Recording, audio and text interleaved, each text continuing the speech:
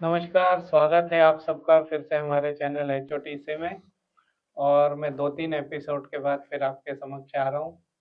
और आज फिर हमारे साथ हैं जगत जी शर्मा। सभी दर्शकों को HOTC के बहुत बहुत धन्यवाद कि वो हम दोनों को सुनते हैं और प्रतिक्रिया भी करते हैं। जिस विषय पे हम लोग बात करते हैं उस पर थोड़ी सी और प्रतिक्रिया मिले तो और मजा है। तो हमें आपसे अपेक्षा है कि आप कुछ और प्रतिक्रियाएं दें। इससे हमें बड़ा खुशी भी मिलेगी और उत्साह भी वर्धन भी होगा हमारा। निश्चित तौर से। जैसे हर साल का रहता ही है, वैलेंटाइन डे आता है और बहुत सारी खबरें आने लगती है। बहुत सारे कहीं कहीं लड़के लड़कियां पकड़ाए जाते हैं, है ना। और इसके लिए विशेष तौर पे जाल भी बिछाया जाता है कि इस दिन बहुत सारे लोगों को घेरे में लिया जाएगा, मतलब लड़कियों को लिया जाएगा। फिर उनको बचाने के लिए भी कुछ लोग अब तैयारी करते हैं।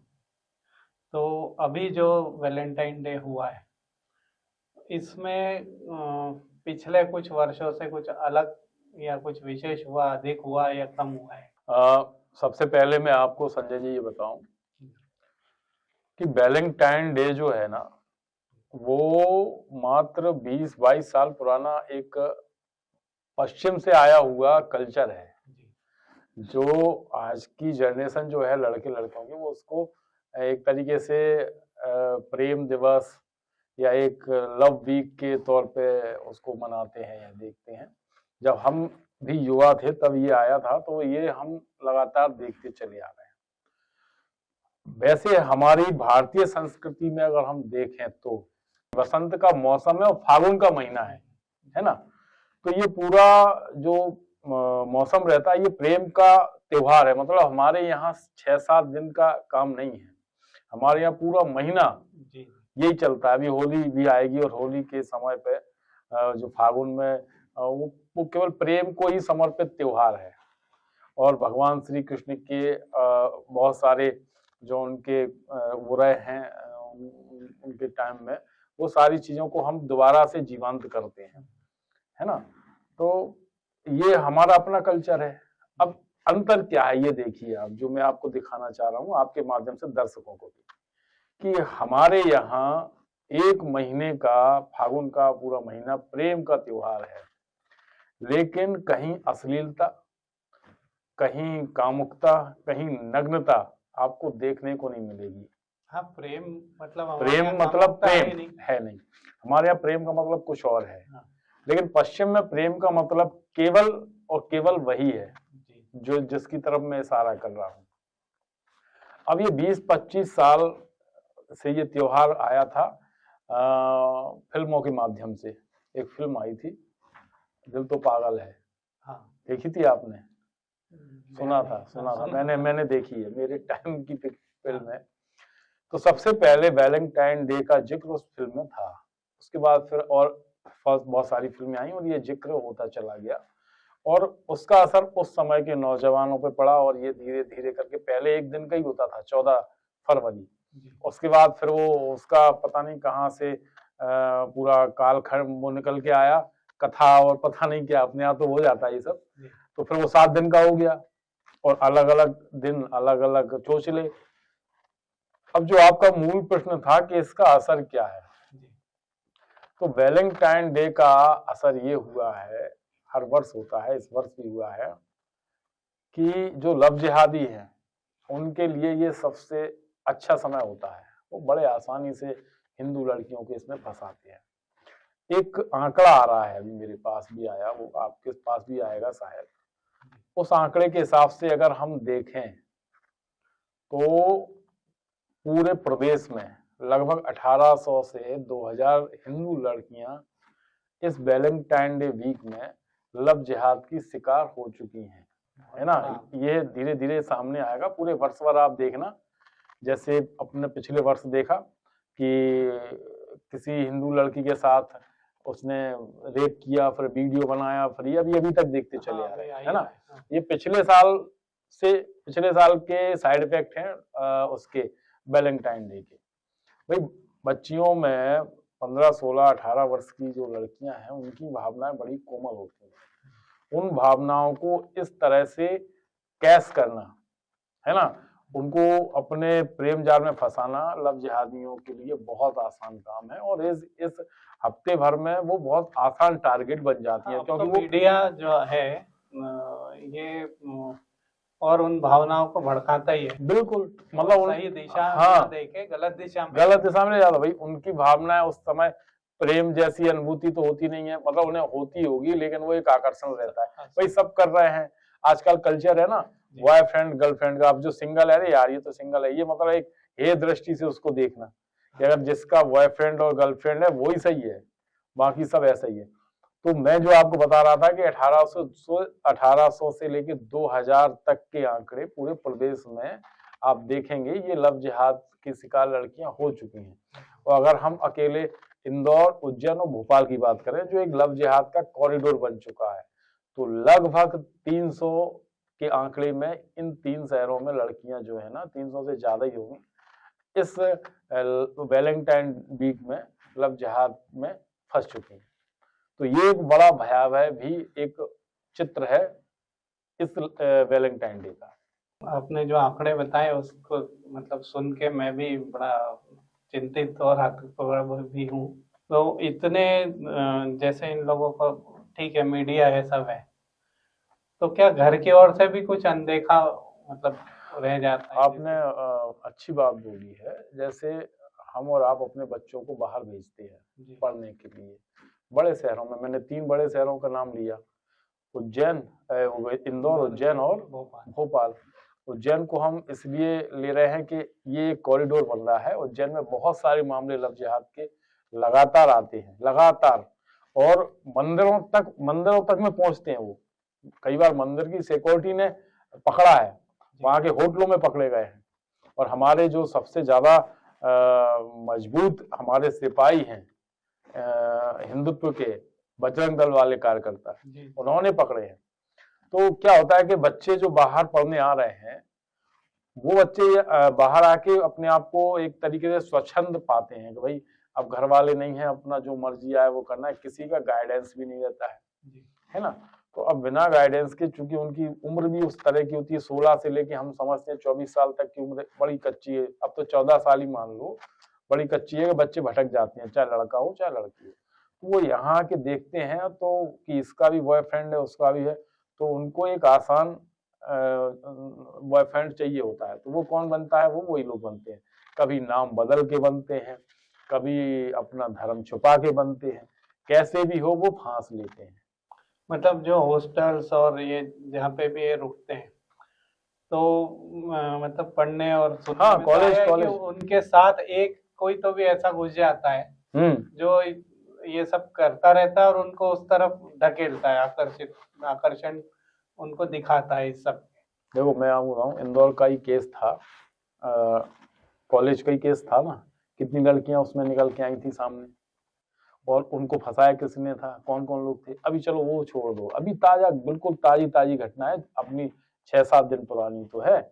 या वो औसिफ अली खान ने 11वीं में पढ़ने वाली लड़की को फंसाया उसकी फ्रेंड के माध्यम से, उसका रेप किया 4 कारों में अलग अलग।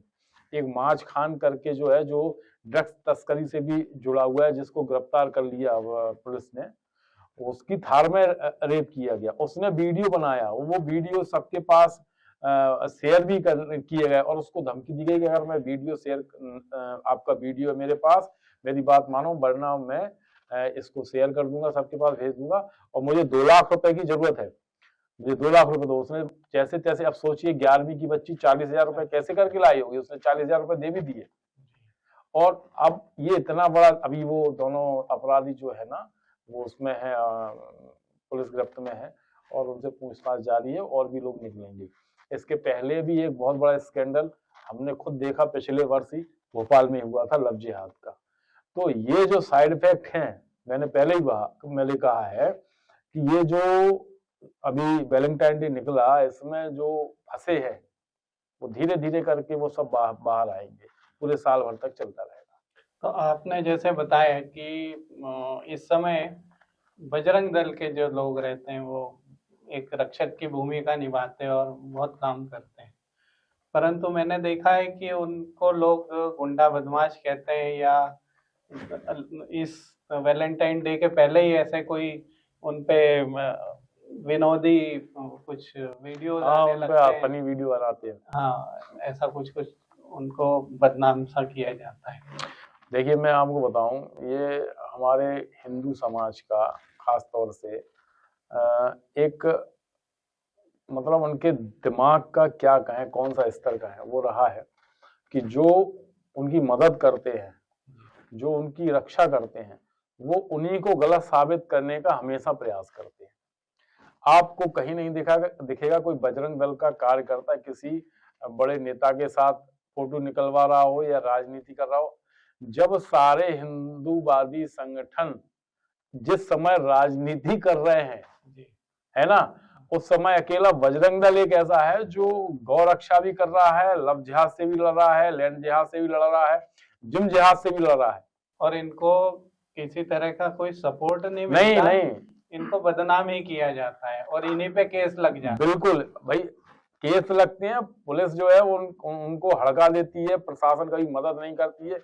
ये लोग बेचारे नेताओं के पास अगर फोन करते हैं तो नेता इनकी नहीं सुनती, वो अपने दम पे काम कर रहे हैं। बिल्कुल। अभी आप भोपाल में ही वो असलम चमड़े वाला कांड देखो, जो अपने नगर निगम के लाइसेंस पे वो चला रहा था, क्या नाम, स्लेटर हाउस, उसमें गाय कट रही थी, किसने उजागर किया?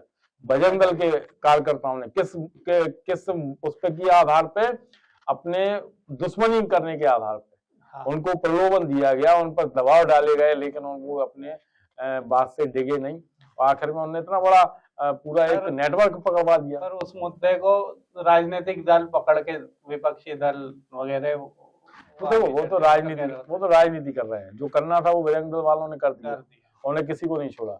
उनके वजह से ही मैं कहूँ कि अभी भोपाल में अगर लव जिहाद पे थोड़ी बहुत कहीं वो है तो ये प्रशासन की वजह से नहीं है, बजरंग दल वालों की वजह से। उनका खौफ है। अभी हमने खुद देखा ये वैलेंटाइन डे में कि पार्कों में और यहाँ पर केवल इतना बोल दो बजरंग दल के कार्यकर्ता आ रहे हैं तो वहां से गायब हो जाते थे ये कपल्स। बिल्कुल, है ना। हाँ। तो ये खौफ बना के रखा उनने। मान लो अगर बजरंग दल हटा दो, ना हो तो क्या हो? फिर तो घर में घुस के भी ले जा सकते, है ना। हाँ। ये स्थिति है। तो कहीं ना कहीं मैं समझता हूँ कि बजरंग दल को सपोर्ट करना चाहिए, कम से कम हिंदू समाज को तो सपोर्ट करना चाहिए। नैतिकता के आधार पर तो आप सपोर्ट कर ही सकते हो कि एक ऐसा संगठन है जो राजनीति नहीं कर रहा है। जी। और आप देखिएगा कि कभी भी ये लोग अगर किसी बच्ची से बात करेंगे, या मतलब बराबरी हो, छोटी हो बड़ी हो, तो वहां पे दीदी करके बात की जाती है ना। इतने मतलब उनके पास संस्कार होते हैं। हाँ, ये वो उग्र होते हैं और लड़ाई झगड़े करके और बचाते हैं, तो सिर्फ इस कारण लोग उनको गुंडे और बदमाश होते हैं। नहीं, एक बात आपसे पूछ रहे हैं। हाँ। लगभग हर एक दल के और संगठन के लोगों के नाम किसी न किसी स्कैम में आ गए, किसी न किसी अनैतिक संबंधों में आ गए। किसी बजरंग दल के कार्यकर्ता का कभी कोई नाम सुना आपने कि उसके अनैतिक संबंध थे किसी के साथ, या उसने किसी मामले में घूसखोरी की है, या उसने कुछ ऐसा किया, आपने सुना हो तो बताओ। हाँ, नहीं, अभी तो नहीं है। नहीं सुना होगा। हाँ। क्यों?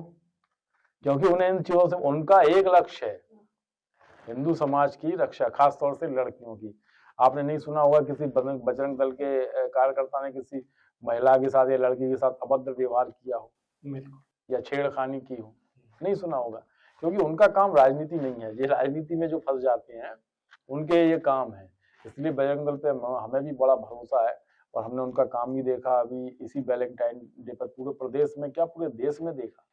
यार खौफ था तो बजरंग दल का था, किसी और का कोई खौफ नहीं था लव जिहादियों में।